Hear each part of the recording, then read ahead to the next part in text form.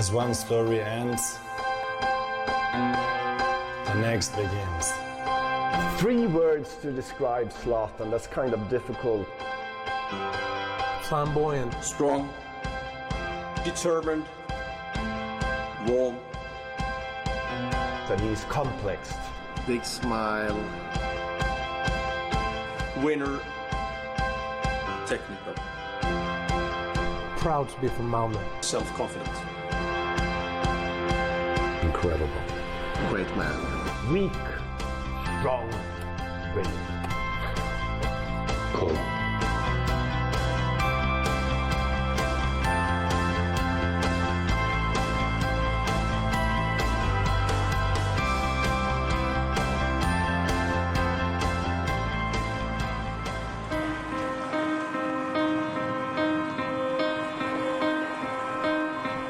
Malmö, the third largest metropolis in Sweden, vibrant and cosmopolitan, with an economy that's regenerated in recent times.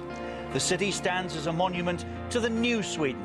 It's a city notable in football terms for Malmö reaching the European Cup final of 1979.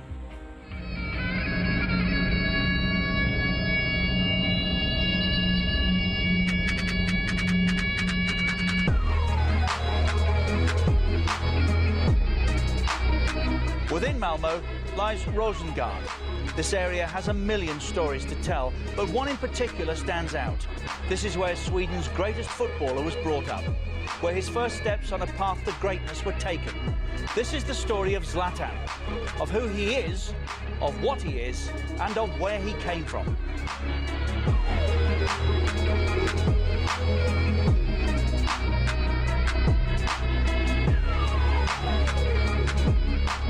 Rosengård is one of the underprivileged areas with a lot of different problems. There are high unemployment, there is a big diversity when it comes to nationalities, and many of the people living there are foreign born. So of course it's one of the city districts that you can read about in the media with all the problems. And of course also in that way the story of Ibrahimović is the contrasting the other media stories around Rosengård. Rosengård it's one of the poorest areas in Malmö and in Sweden, and it's got a very high level of immigrants living there, and very high rates of unemployment also.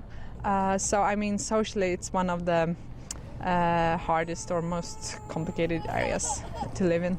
There's several different parts of Rosengård. And the part where he came from is not the worst one by far, but still it's bad enough if you have a low social status and maybe no education. Zlatan himself has not much of an education, so he makes his success through his skills with his feet and his talent for seeing what the game should be like. Här var jag bor nu i Gösing, det är hur trevligt som helst. Jag stormtrivs här faktiskt. Alla känner alla här. När man går på gatan kan man bara stanna till vid någon, kvittar hur gammal hon eller han är. Så snackar man med den personen. Till exempel jag kan gå ut på balkongen och kasta ner en 20-lapp till en av småungarna, gå och handla mjölk. Springer de iväg och handlar mjölk, kommer tillbaka. Så det är på många sätt man kan förklara varför man trivs. I think in every city there is a environment who is not so good at each other, but there are quite a lot of areas in Rosengård which is really good and really good people and so on. So you shouldn't mark it, I think, as a bad environment. Maybe Rosengård is not a ghetto but it's certainly near something like that. And he lived outside Sweden. He lived in the middle of Malmö, but he was 19 years when he first watched Swedish telly for the first time. He didn't know anything about the traditional Swedes. He lived in a very tough neighborhood. You know, later he met guys who said, nice to meet you and things like that. But in the words Zlatan grew up, you have to show, look at me, hey, you know, you have to be tough. And that was, I think, his first lesson. To survive, you have to be tough. He lived first with his mother, with his 5 siblings, and his mother was a cleaning lady, and sometimes he hit him with his wooden spoon, and sometimes his mother hit him so hard that this wooden stone broke, and then he had to go buy another one, as it was his fault that and then the mother, because of certain circumstances, lost custody over him. He moved to his father. När kommer mamma, sa du? Jag vet inte. Du ringde till hennes mobil. He loved his father, he loves his mother as well, but back in those days his father was sort of traumatized over the Balkan War. He was drinking heavily, and I think he didn't even see Zlatan. He was just sitting there at the telly, you know, seeing the latest news about the war, and were drinking. So Zlatan was out all day, nicking bicycles, and you know, he was a little thief back then. He is a good bike stealer. He was. When he was young, he stole some bikers and he makes. With him. Not with me, with He used to run good from the cops when he stole bikes, and you know. He was a very fast guy. Yes. Yeah, he must trust on himself, and he learned that from Rosengård, because all the people here in this place trust about themselves, and after that others can do something in the future. He is very important to us because we look after him. He is a good player. Maybe we can say a lot of people in Rosengård, there's Alaskan, love Zlatan because he is a special player. When he was asked about the travel that he did from this this problematic Rosengård to buying one of the big villas down by the sea, he was asked what did that travel mean to him. He looked into the camera and he said that Zlatan may leave Rosengård, but Rosengård never leaves Zlatan.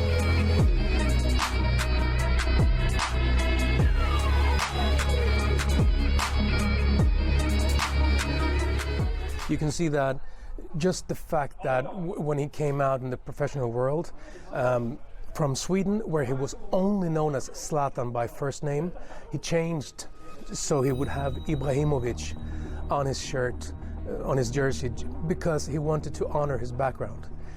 Being from a Muslim background, being from very, very low key, very low status background, he really wants to show all the kids at Rosengård and Malmö in general that if I could do it, you can do it.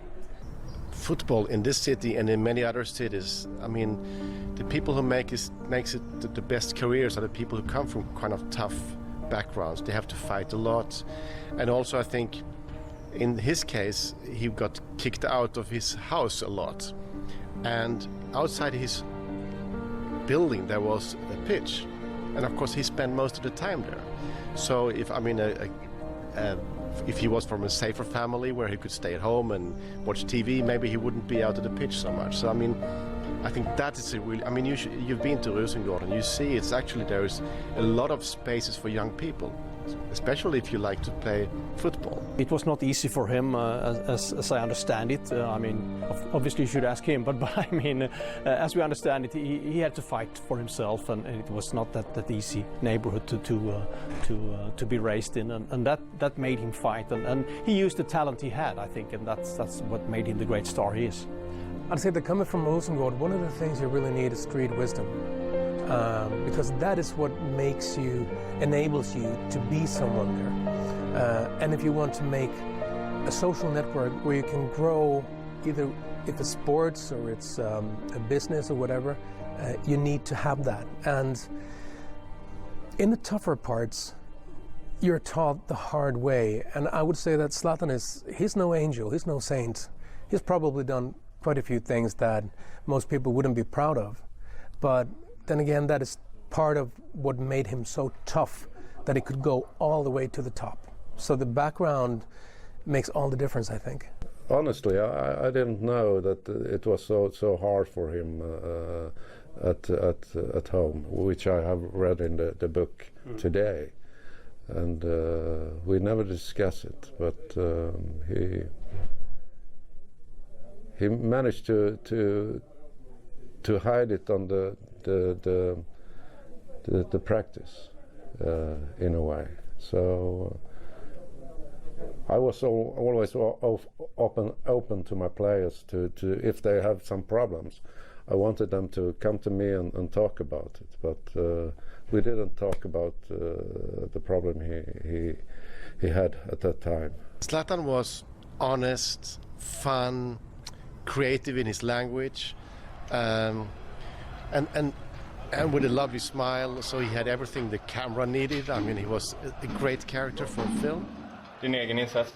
Nej, jag spelar okej. Vi kanske missar för många chanser. Du, många sekvenser du lättar och trixar och leker. Har du inte att de blir lite förbannade nästan när du lurar bort dem? Nej, jag bara skojar lite med dem ibland. Sånt som kom. Okay, jättebra Zlatan. That's the personal side, and of course then amazing skills, techniques, and of course that was a great combination for us. The first time I met him, and then I was really nervous, of course, because I really wanted to write this book, and I was nervous meeting Zlatan, but he didn't really see me at all, I thought. You know, he was talking about other things, and then suddenly he asked me the first question, and he said to me, "David, do you believe in God?" You know, I was nervous, what kind of question is that? And I started to understand, maybe this guy is really religious, or he wanted someone to share his beliefs. I don't know what to say. I don't know, Zlatan. I said, I don't know if I believe in God. And then he looked at me with that Zlatan bling, and he said, then you don't believe in Zlatan either. And I said, yes, I do believe in you, Zlatan. And then he said, no, because God sent me to Rosengård to play football. And I thought, this guy, I mean, he's absolutely crazy. He's a megalomaniac. I mean, he thinks he's God or something. And then he just blinked his eyes, just turned me on. So that was the first meeting with him.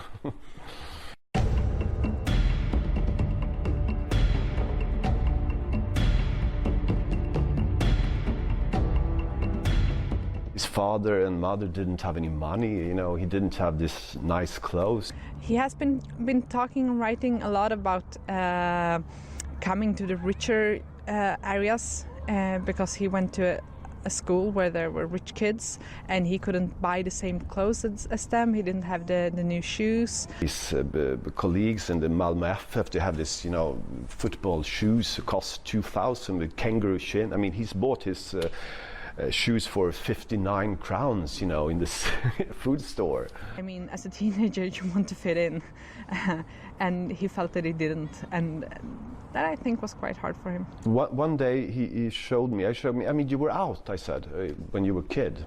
So what was it like when you come home in the evening? He said, come David.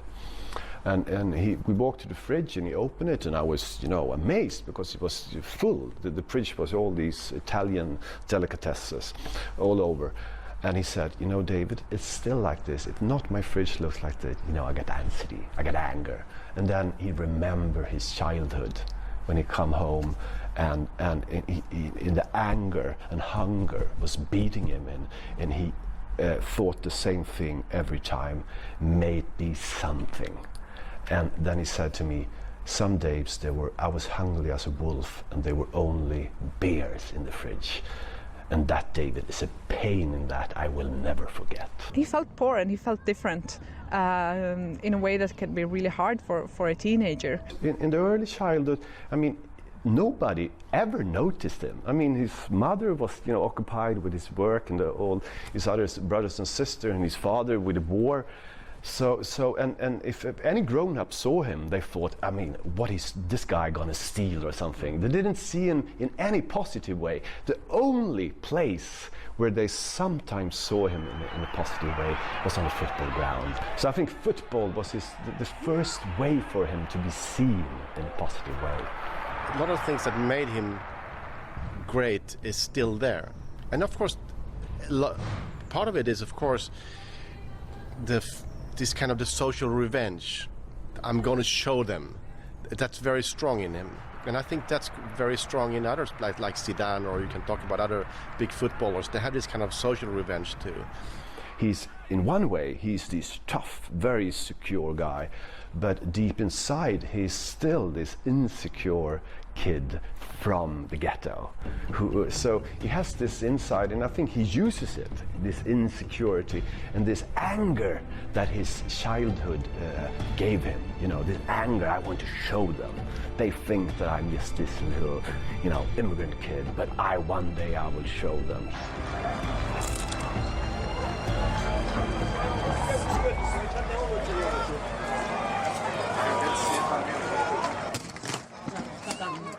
He uses that anger and that insecurity, which is still inside him. And it's we and them, you know, and the we are kind of the people below, you know, and you can see now in France, you can see all the rap artists and all the kids from the suburbs, they love Zlatan.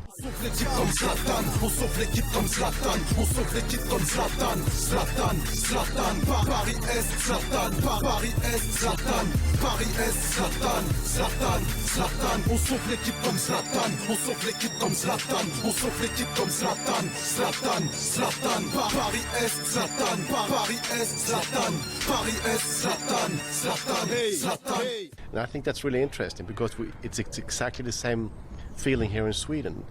Everybody who has an immigrant background, who has to fight a little bit more to get into this society, they love him because he's their hero. I mean, the middle class, we look down on immigrants, especially people living in this kind of neighborhoods.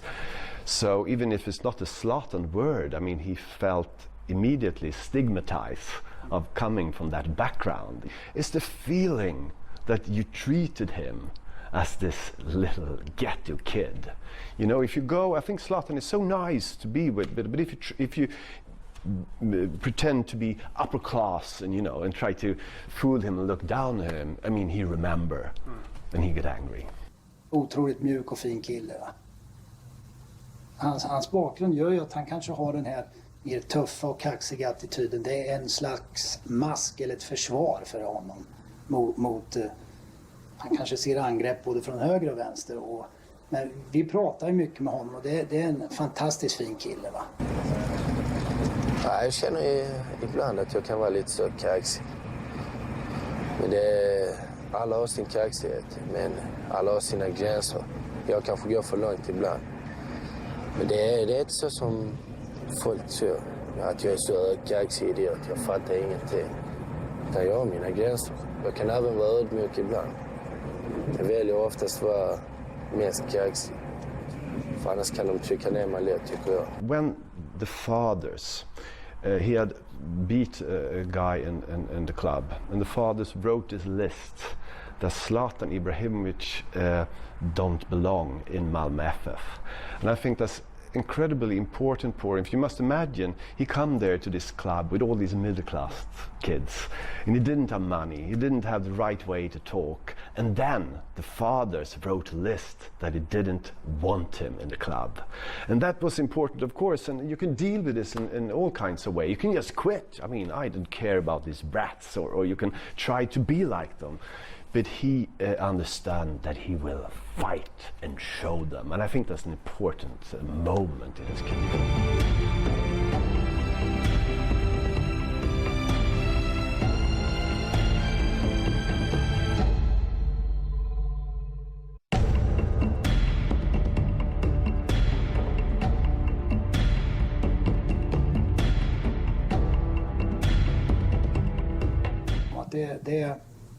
Det är en av de största talangerna, kanske den största jag någonsin har sett komma fram. Han har egentligen allt. He wasn't stand out at that time so much, and he came to Malmö when he was 12, I think, and I was the coach for the under-16 team, and so you work with your players, and then okay, someone could tell you about the player, but I didn't heard about him or have seen him before I got him at the team. I think he was not ready by then. He was not a fantastic talent at very early age. He grew from 15, 16 to 18, 19 very, very fast. And there were actually a few talents that were considered to be better than him in the early days. But 18, 19, he really turned out to be a super talent, and then nothing could stop him. And his mindset was there from very early on, I would say. Jag gillar till exempel dribbla, det vet ju hela Sverige. Jag gillar dribbla.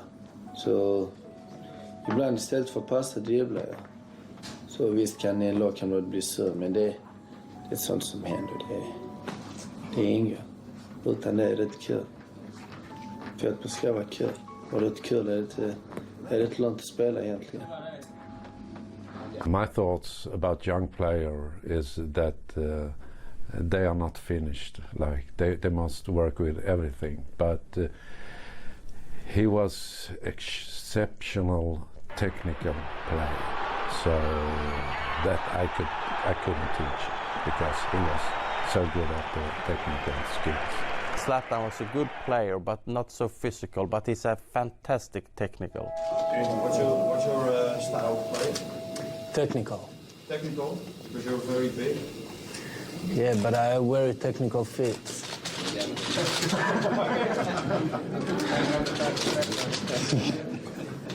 And also, I think it's the technical come from the feel when he live home on Rosengård, and they have maybe 3 times they have practices in the club, and after that they go home and also with the football.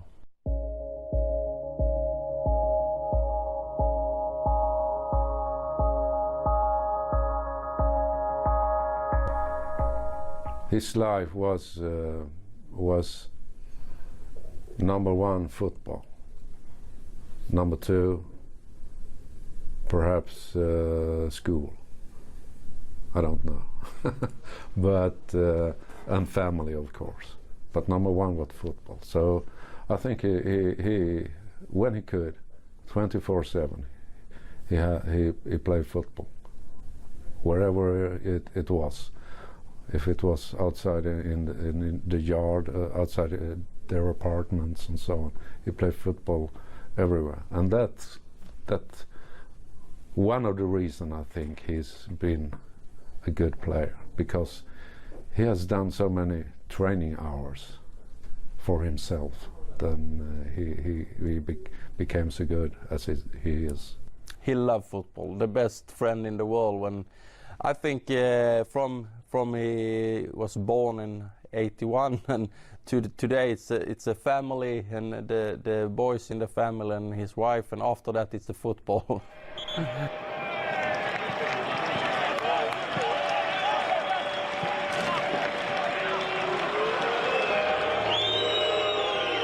One day he came and he wanted to leave, but I think it would be a shame for such a young talent player to leave Malmö.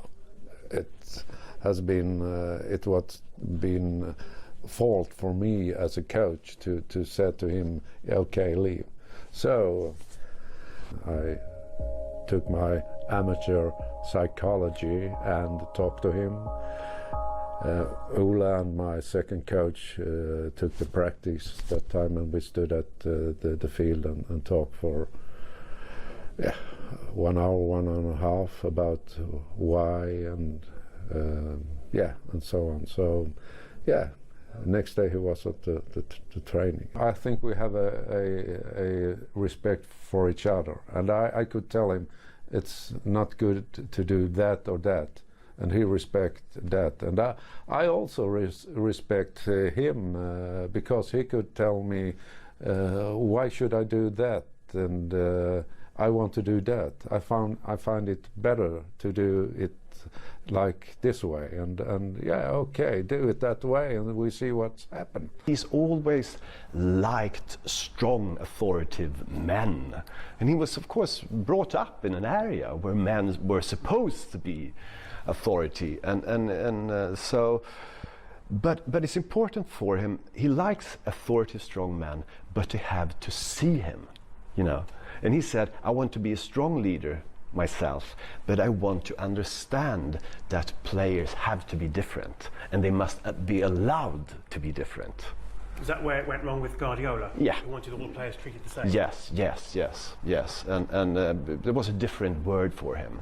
I think in Barcelona he just felt again as this immigrant kid who come to Malmö with this well-behaved middle-class kid who didn't understand him. And I think there was the same story all over. And Guardiola didn't understand him, and he couldn't really cope with that kind of character.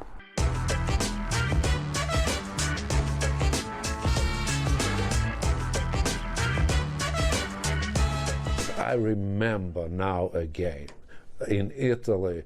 We was a training camp. We played Verona at that time, and they come with a under 17, I think, and we were under 16, and we played so well that game. In the first half, I think I played this player Tony Flyger, and in the second half I played Zlatan. And they have a magnificent show, those both players. And Zlatan was incredible at that game. And it ended that before full time, Verona leave the field. So good was we. So that's one of the games. I think it's a very important step for the career for Zlatan. He can go to, I think it's maybe Roma and Arsenal, all when he was 17 or 18. He was 17, let's not forget, you know, and I wanted to give him a trial with the first team, and he turned it down. He said to me, I don't make trials. You take me or you don't take me. You know, I was a young boy, but I've never seen playing. And it shows what Zlatan is about, you know, confidence in his qualities, a kind of charismatic belief, and that explains as well why he made the career he made. But he stayed in the club, he played for Malmö in the second division. And I think it's maybe 15 goals this season when we drop down and come back again to the first division in Sweden. So I think it was a very important step in the career when he stayed in Malmö and played football for the highest level for his career.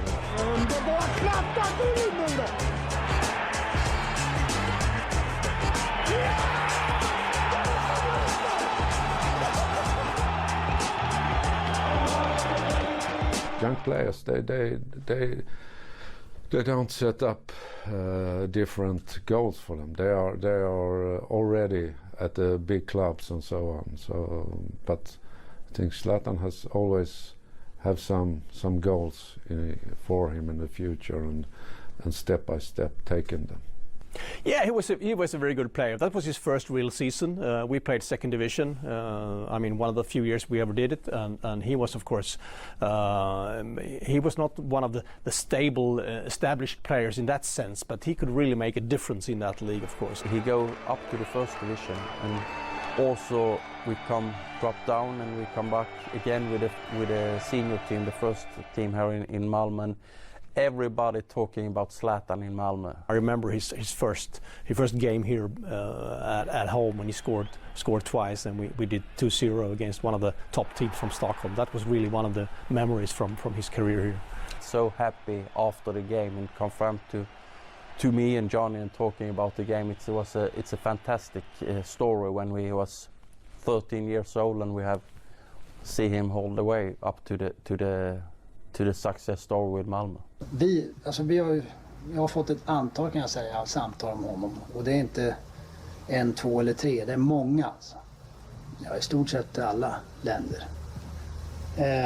Kan vara agenter, det kan vara talangscouter och så, men de har fått samma svar allihopa, och han är inte till salu. Jag har ju tagit det här jobbet för jag vill försöka att lyckas med det här nu. Att vi ska gå upp i allsvenskan. Då kan man inte, även om det kommer massor med miljoner och erbjuds en spelare, inte nu. Aldrig. Because we knew we couldn't keep him, so it was not a big issue for us. And of course, we needed the money as well, I think. So it was, I think it was a good deal for all parties there. There's a funny story from about 2001 or something when he was just going to be transferred to Amsterdam to play for Ajax, his first professional club. And I was working for Swedish TV4 and made a piece where a small kid won a contest on our website to make his own TV interview with Zlatan.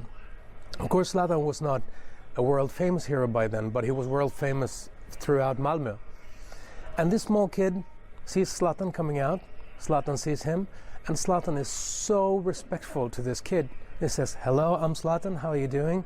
They sit down in front of the cameras, and the kid's first question is not, "How can you be such a good player?" that you would think from a kid 6 years old.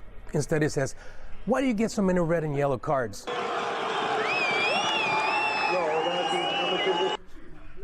And Zlatan, being a star, maybe he would be offended. But no, he just laughs his heart out and says, "Well, maybe I should just chill a bit." And he really liked that kid, and it shone out through the interview.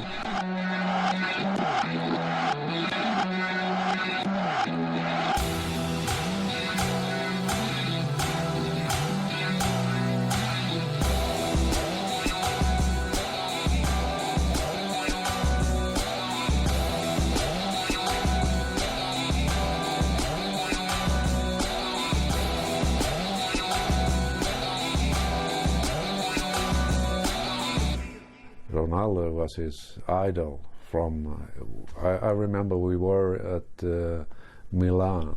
And we're looking for the Fiorentina against Inter Milano. And Ronaldo played a game in San Siro. Fortunately, Ronaldo scores 2 goals. I think Inter won 2-0. And that was happiness for Zlatan to see his idol scoring 2 goals. And he said to Johnny, "Johnny, I will play on this stadium." And he says, "I'm going to be here one day." 5 years later, we play in Juventus and they play against San Siro, so it's fantastic. He wanted to be better and better, and that's one of the keys to his success, I think. He's always had goals, and that's good. I think it's a success story with Zlatan, his ambitions. He come to when we have some. It's important to say it's very good in school, but he's said to I go from the school and I will play football now, and he also I will be the best player in the world. Zlatan är ju ett, man ska inte säga närheten av problembarn, men han har en kaxig attityd, och samtidigt som vi får acceptera lite av hans förhållande kanske. Men samtidigt så börjar han väl komma in i det här att han ska hitta sin plats i laget här. Han är liksom inte stjärnan än. Han tror att han är det. Men om man förstår att han tror det ibland, i och med som tv, tidningar, fans haussar upp honom. Det kvittar, han kan stå och hålla bollen i luften ute vid hörnflaggan, så är han ju ny Maradona. Det är 10 andra på plan som kan gå ut och hålla den i luften vid hörnflaggan. I think he was before he really delivered all the results and all the fantastic things on the pitch. I think he tried to use his confidence and to some extent he was above and considered him to be above the other people around him. And I think to some extent that is disturbing some people, especially in a society like the Swedish one, where you're supposed to be very even to everybody, and it's a very in that specific mindset that we have here, I think. Han är jävligt egoistisk också. Det finns ju massor med lägen när vi springer oss fria där Zlatan helt enkelt inte ser det. Där en enkel passning skulle innebära en jättemålchans. Men att han är egoistisk betyder också att han vågar göra de här lite farligare grejerna. Vilket han misslyckas med ibland, men när han lyckas då kan det hända vad som helst. Då kan han göra mål från ingenting. Muhammad Ali was the love of his father. You know, when they have this good time together, they were certainly not watching Swedish telly. They were watching old videos of Muhammad Ali and George Foreman and all things. I'm young, I'm handsome, I'm fast, I'm pretty, and can't possibly be beat. And I think he immediately loved that attitude. You know, the Muhammad Ali attitude is absolutely opposite to the traditional Swedish attitude. We have to be humble, you know, and don't say, but Muhammad Ali was just coming here and say, I'm the greatest. I will be the youngest heavyweight champion in history. Zlatan thought that was something that spoke to him.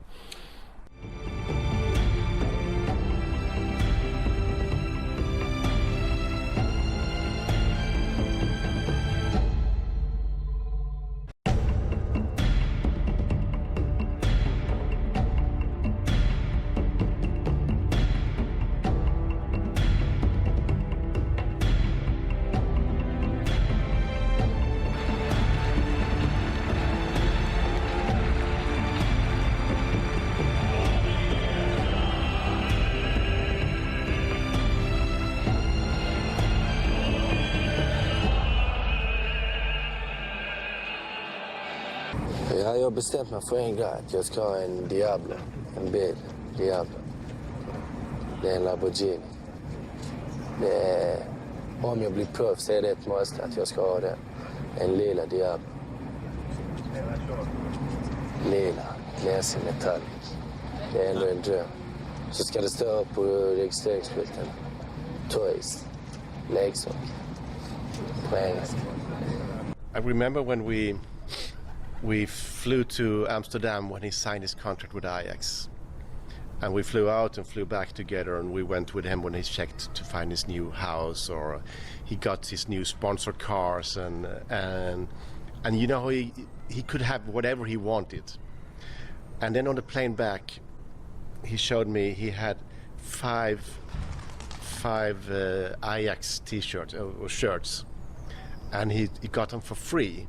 And he was sitting in the plane counting, oh, this must be shirts for like 5,000 crowns. You know, he was still amazed by that he got for free something worth, you know, which is now not even 2 seconds of blinking his eyes on the pitch, you know.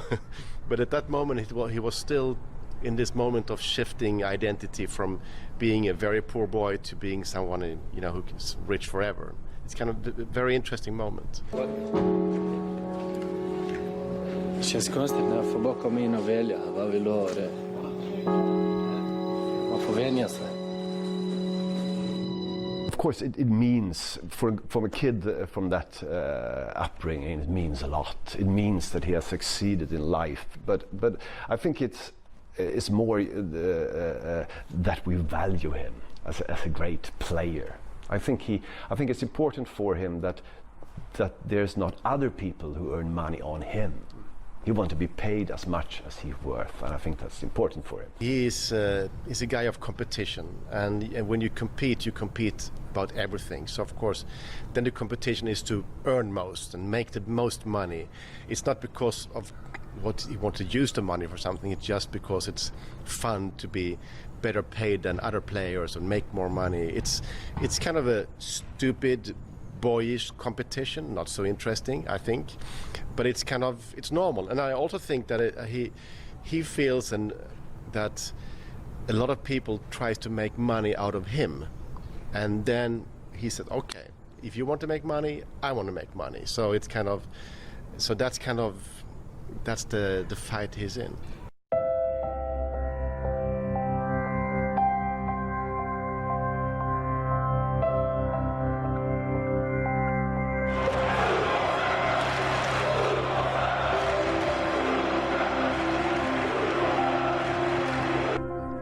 Malmo, of course, think he's one of their sons, because he has put Malmo on the map, so to speak. He's a living hero in Malmo, and he's very much loved and admired, and we follow the teams that Zlatan plays in. Normally I will go for Barcelona, but on Tuesday I'm on, when they meet Barcelona, I will be for Paris. So that's I think that's the feeling a lot of people have. He's the big ambassador of Malmö FF and one of the great players of all times here, since even though he didn't play very much in first division here, he was very young when he left the club, but he's the biggest star that we ever raised here, so of course it's very important, and also financially since we sold him to Ajax, and then every time he changes clubs, we also get some cash. So very, very important, and he's very connected to Malmö and Malmö FF, and makes our club even more famous, I think, in Europe. Today it's bigger when Björn Borg and Ingmar says it's important person in Malmö and also in whole Sweden. We live in a time when a lot of discussions are around city branding and city marketing and so on. If you're not seen, you doesn't exist today. So of course a city that can link to a brand, because Zlatan Ibrahimović is really a brand, is good value for that. And also I know that the travel agencies in Sweden could see that when he moves, they can see a bigger interest for going from Milan through the years there. Today you make a city trip to Paris and you link it to looking at football. So of course it's a value. I think he recognizes obviously that this is where he's coming from. This is his own neighborhood. He seems to always would like to return here. He bought this big house here. He has his family here, his roots here. So I think it's important to him. However, of course, now he's a global person, traveling everywhere and living everywhere in many places. But I think he will always come back to Malmö. I mean, Zlatan is the biggest icon we ever had in Sweden. I mean, Zlatan is so what Sweden thinks. I mean, there's a lot of people who admire him, love him, live for him, and then of course there's the people who hates him. I mean, they are racist, of course, and there are other things that he hasn't had this right attitude, that it's not Swedish, you know. But he concerns us, you know. We never. I mean, even if you compare to Björn Borg or so, you never have such a big star in Sweden. You know, I travel the world a lot as filmmaker, and my films travel too. So I've been to all continents over the last years, and wherever I go and I say I'm from Malmö, people will say Zlatan Ibrahimović. And of course, there is no one else from this city who has kind of that brand, and I mean, of course, that's extremely cool. I can go in a taxi in Managua, Central America, Nicaragua, or in South Korea, or you know, New Zealand, wherever, and it's Zlatan Ibrahimović.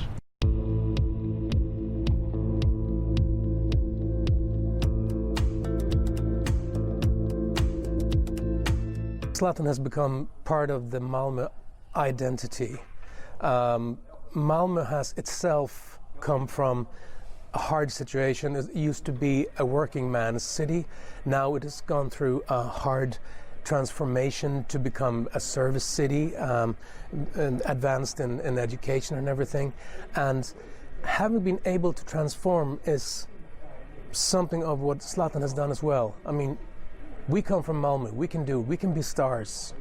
That's part of the Zlatan heritage, I would say. If you're interested in football and you're young in Malmö, you know about Zlatan Court.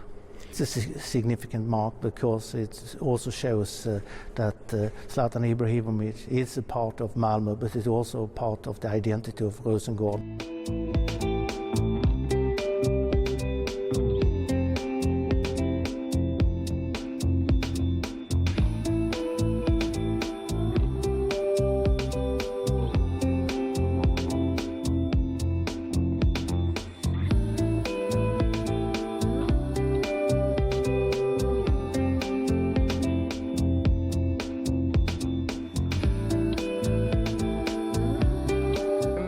Det är väldigt speciellt för att han har ju växt upp här och sen så är det ju hans plan, så tycker jag faktiskt att han har gjort något bra, för att kanske någon annan vill vara som han och spela här. Så jag tycker det är faktiskt speciellt. Jag vill bli som Zlatan för att han kan spela och han har gjort bicicleta i över 20 meter. För att han skjuter bra, han kan göra bra så bicicleta och sånt. Och vi gillar han för att han spelar för vårt landslag. Zlatan is your hero? Yes, ja. Why? Han är bra, han har bra taktik, bra bollkontroll och ja. För att han spelar bra, han har bra kontroll, han skjuter i mål bra, han dribblar bra. Så.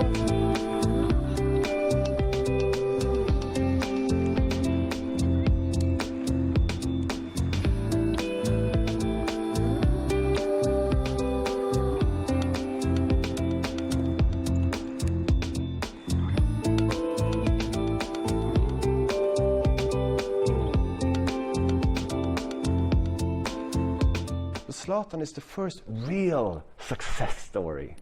So he shows us the new Sweden, new Sweden rising. For many kids, he is a role model in that way.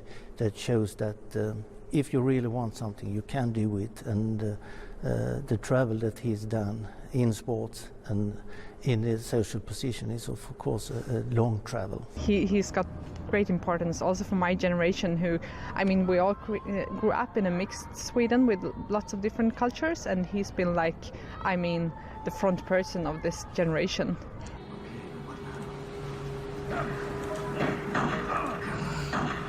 Ja, varför blev jag såld för? Jag blev såld för 82,5 eller 6 miljoner. Det beror på valutan. Ökar valutan kan jag bli såld för 90 miljoner. Mamma fick reda på tvn. De hade visat en bild på mig där, TV2 kan inte så bra svenska. Så hon trodde något hade hänt med mig. Så ringde hon mig panikslagen då. Vad har hänt med det? Nej, ingenting. Jag har blivit såld till Ajax. Men så började hon gråta glad för min skull. Kom jag hem. Fick jag stor kram. Så hon är glad. Det kommer kännas lite annorlunda, men jag kommer fortsätta vara mig själv. Jag ska inte förändra mig ett dugg. Utan det gäller bara då att vara försiktig med den ekonomiska biten. Men min personlighet och det ska vara som vanligt. I recognize him, but I also see a very different person, of course. He's grown a lot. He's very interested in things around him. He's a grown-up and very established person. He has experienced a lot over these 10, 11 years since he left here. And of course, I see the boy in him when I meet him, but I also see a grown-up man with a family and taking on responsibility for the environment where he's working and where he's living. So it's both yes and no, but I recognize him still, I think.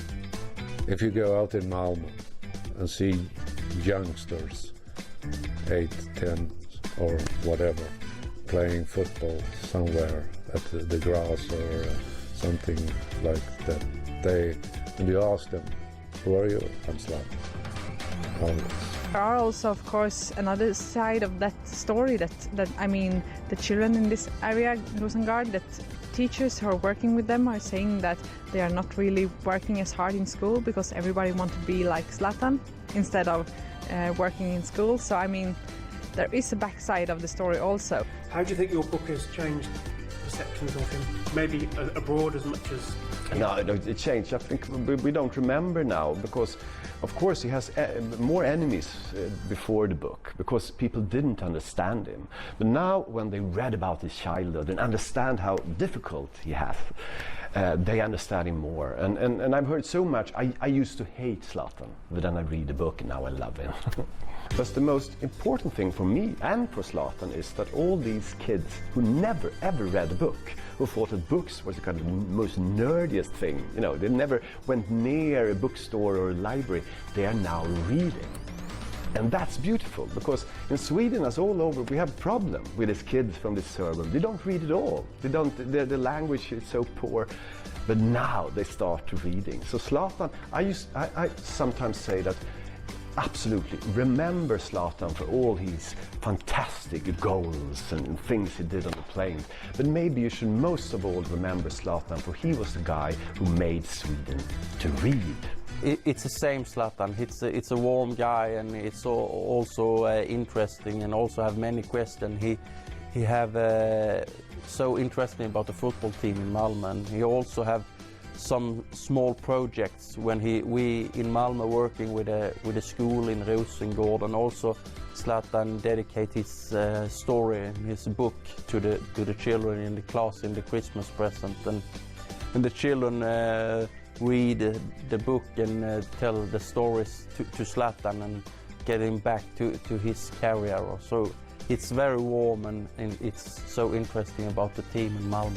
I think it's beautiful because I lecture a lot and I see all these kids from the suburbs and I see that Zlatan means hope for them. Because of course they grow up and they think, no, there's no way for us to get in the Swedish society. But then they see, but Zlatan did. I can see he really means hope. is possible. It's possible. And that's beautiful. Zlatan Ibrahimović, truly an icon in Sweden and beyond. Once again, he's a champion with PSG now, the 6th club he's won a league title with. He continues to prove that wherever you come from, you can succeed. He is Zlatan.